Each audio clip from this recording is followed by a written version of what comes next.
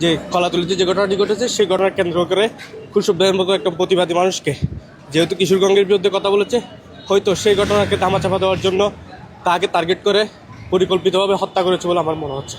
আমরা খুরশেদের মৃত্যুর ঘটনায় অনেক কিছু দেখতেছি।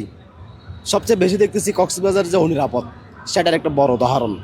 কক্সবাজার যে এখন কিশোর গ্যাংয়ের হাতে চলে গেছে, কিশোর গ্যাং দ্বারা নিয়ন্ত্রিত হচ্ছে, সেটার সবচেয়ে বড় প্রমাণ একজন সাহসী ছেলে কুষ্ঠের হত্যার মাধ্যমে। আমরা এই কুষ্ঠের হত্যার মাধ্যমে এই কক্সবাজারকে নিরাপদ করার জন্য আমরা সংশ্লিষ্ট প্রশাসনের প্রতি যারা এই হত্যাকাণ্ডে জড়িত, যারা সেই জড়িতদের যারা মদতদাতা, যারা পৃষ্ঠপোষকতা করেন, তাদেরকেও আইনের আওতায় আনার জন্য আমরা প্রশাসনের প্রতি আহ্বান জানাচ্ছি।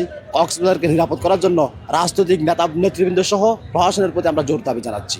এই কিশোরগঞ্জের পেছনে আমরা প্রশাসনের অবহেলা উদাসীনতা যেমন দেখতেছি, পাশাপাশি দুঃখজনক সত্য হচ্ছে আমরা তাদের পেছনে রাজনৈতিক সংশ্লিষ্টতা দেখতেছি।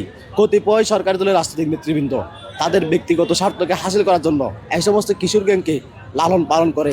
আমরা তো যতটুকু জানি এটা আইন শৃঙ্খলা বাহিনীর ব্যর্থতা আমরা মনে করি।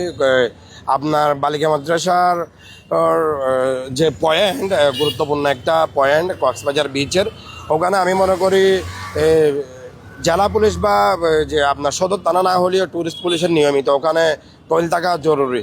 আমরা আইনের প্রতি শ্রদ্ধাশীল, আমরা আইনের প্রতি আমাদের পূর্ণ আস্থা আছে। আমরা ছাত্র সমাজ নিজেরা আমরা আইন নিজের হাতে তুলে নিব না। আমরা কক্সবাজারের প্রশাসনের ঊর্ধ্বতন মহলের কাছে আমরা উদাত্ত আহ্বান জানাচ্ছি, অতি শীঘ্রই এই সমস্ত দুষ্কৃতিকারীদের গ্রেপ্তার করে আইনের আওতায় এনে দৃষ্টান্তমূলক শাস্তি প্রদান করা হোক। হয়তো গত কিছুদিন আগে যে ঘটনাটি ঘটেছে কক্সবাজারের যে তৎপরতা কিশোর গ্যাংয়ের, সেই তৎপরতার যে কলাতলিতে যে ঘটনাটি ঘটেছে সেই ঘটনার কেন্দ্র করে খুব ব্যাপক একটা প্রতিবাদী মানুষকে যেহেতু কিশোরগঞ্জের বিরুদ্ধে কথা বলেছে, হয়তো সেই ঘটনাকে ধামাচাপা দেওয়ার জন্য তাকে টার্গেট করে পরিকল্পিতভাবে হত্যা করেছে বলে আমার মনে হচ্ছে। একটা পর্যটন নগরী কতটুকু নিরাপদ, এই প্রশ্নটি বারবার ঘুরপাক কাটছে 5 আগস্টের আগেও এবং 5 আগস্টের পরেও।